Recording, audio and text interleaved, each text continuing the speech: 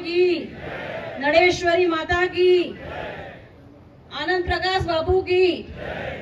આજે આપણી વાવની ધરતી પવિત્ર ભૂમિ પર આપણી વચ્ચે ઉપસ્થિત પેજ સમિતિના પ્રણેતા અને ભારતીય જનતા પાર્ટીના યશસ્વી પ્રદેશ અધ્યક્ષ શ્રી CR પાટીલ સાહેબ તથા મંચ પર બિરાજેલ સર્વે સંગઠનના પદાધિકારીઓ, આગેવાનો અને दूर दूर थी पधारेला मारा वडीलो, भाईओ, बहनों सौने बनासनी दीकरीना वंदन अने प्रणाम। भारतीय जनता पार्टीए लोकसभा उम्मीदवार तरीके मारी जे पसंदगी करी छे ए बदल हूँ मोदी साहेब, अमित भाई शाह साहेब, नड्डा साहेब, पाटील साहेब तथा भूपेन्द्र भाई पटेल साहेब तथा तमाम नेतृत्वनो खूब खूब आभार मानु छूं। अने प्रथमवार जे भारतीय जनता पार्टीए बनासकांठा लोकसभा सीट पर एक महिलानी पसंदगी करी छे त्यारे बनासकांठा जिल्लानी छेवाड़ानी दरेक महिलानुं एमणे गौरव વધાર્યું છે। આપણી વચ્ચે આજે યશસ્વી પ્રદેશ અધ્યક્ષ શ્રી CR પાટીલ સાહેબ ઉપસ્થિત છે, તેમને હું આવકારું છું અને હર હંમેશ એમની ઉપસ્થિતિ એ આપણને નવી ઉર્જા આપે છે। આજ રોજ અમીરામભાઈ એમના સમર્થકો સાથે આપણી સાથે જોડાઈ રહ્યા છે ત્યારે આપણી શક્તિમાં ખૂબ વધારો થયો છે અને આપણા યશસ્વી વડાપ્રધાન મોદી સાહેબના नेतृत्वમાં देश विकासની અકલ્પનીય હરણફાળથી આગળ વધી રહ્યો છે અને ભારતીય જનતા પાર્ટી જે વચન આપે છે તે પૂરું કરીને બતાવે છે। આપણે જોયું કે 500 વર્ષના સંઘર્ષ બાદ લાખો લોકોના બલિદાન પછી રામ મંદિરનું નિર્માણ થયું અને આપણા મોદી સાહેબે એની પ્રાણ પ્રતિષ્ઠા કરી। આવા તો અનેક મંદિરોનો ઉદ્ધાર એમના નેતૃત્વમાં થયો છે। તે કાશી વિશ્વનાથનો કોરિડોર હોય, પછી એ जगन्नाथ मंदिर होय, उज्जैन नो कोरिडोर होय, महाकाली भद्रकाली माताना मंदिर में ध्वजा चढ़ावी होय।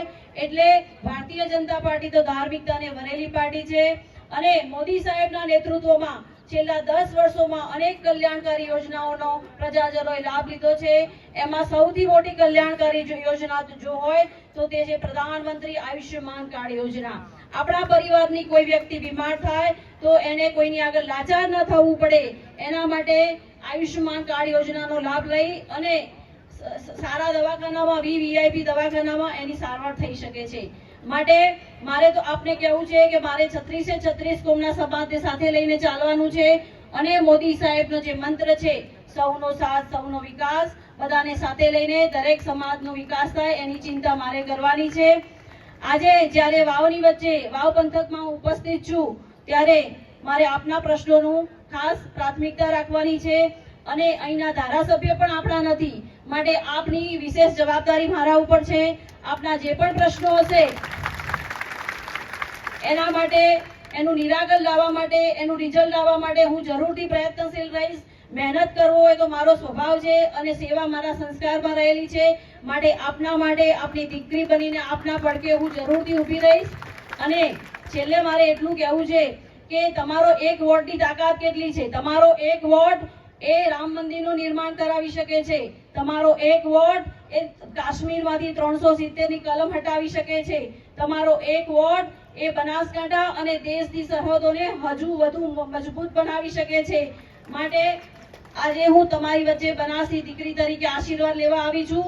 તમે બધા મારી સાથે રહેજો અને ફરીથી એક વખત આપ સૌને વિનંતી કરું છું કે એક વિકસિત, સશક્ત, આત્મનિર્ભર અને હરિયાળા બનાસકાંઠા માટે આપણે 7મી મેના રોજ ભારતીય जनता पार्टी તરફી કમળનું બટન દબાવી અને મોદી સાહેબને ફરી ત્રીજી વખત વડાપ્રધાન બનાવવા માટે બનાસકાંઠા વતી મોદી સાહેબના હાથ વધુ મજબૂત કરીએ।